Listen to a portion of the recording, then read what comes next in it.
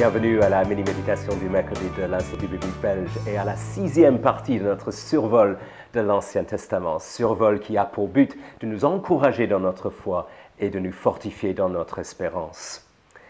Les prophètes annoncent, nous l'avons vu, un jugement terrifiant et un avenir glorieux. Cet avenir glorieux s'applique aux personnes dont le cœur de pierre a été remplacé par un cœur de chair.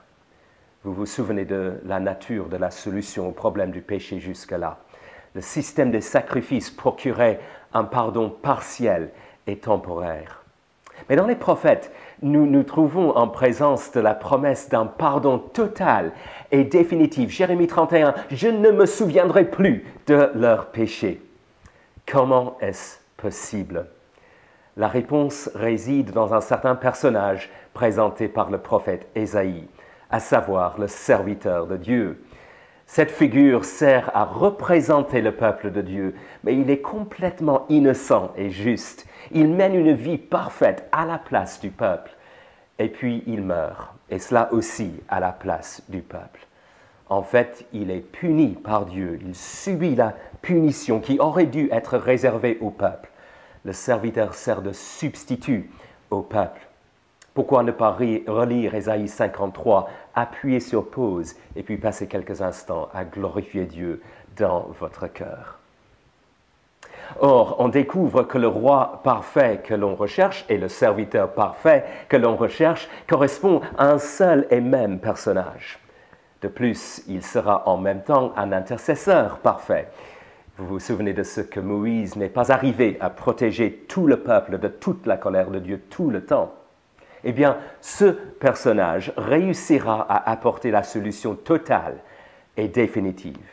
Et tout cela en lien avec un nouveau régime, avec de nouvelles dispositions. Qui est-ce qui bénéficiera de ce nouveau régime? Eh bien, les prophètes révèlent que les promesses ne s'appliquent pas aux Israélites en bloc. Seul un reste, une petite partie du peuple israélite, s'approprie cette solution selon le critère de la foi, de la confiance en Dieu. D'ailleurs, des ressortissants de toutes les nations jouiront eux aussi de l'avenir glorieux, car eux aussi s'attachent à Dieu. Mais pour ceux qui s'obstinent à se révolter contre Dieu, un jugement terrifiant et irréversible est réservé, peu importe son arrière-plan ethnique. Soyez-en avertis. Et si vous n'êtes pas encore en règle avec Dieu, pourquoi ne pas lire la fin d'Ésaïe 66, appuyer sur pause et vous soumettre au Dieu saint? Dans ce nouveau régime, un tri s'opère selon ce critère, selon qu'on cherche un refuge en Dieu, Ésaïe 57. Et si vous avez déjà trouvé refuge en lui, je vous rappelle que Dieu se montre miséricordieux envers certains pour cette raison qui est mise en valeur par les prophètes. Il y va de son honneur. Tout le monde doit reconnaître la gloire qui lui appartient exclusivement. C'est pour quand le nouveau régime, le nouveau cœur, le roi, serviteur, intercesseur, par-delà l'exil.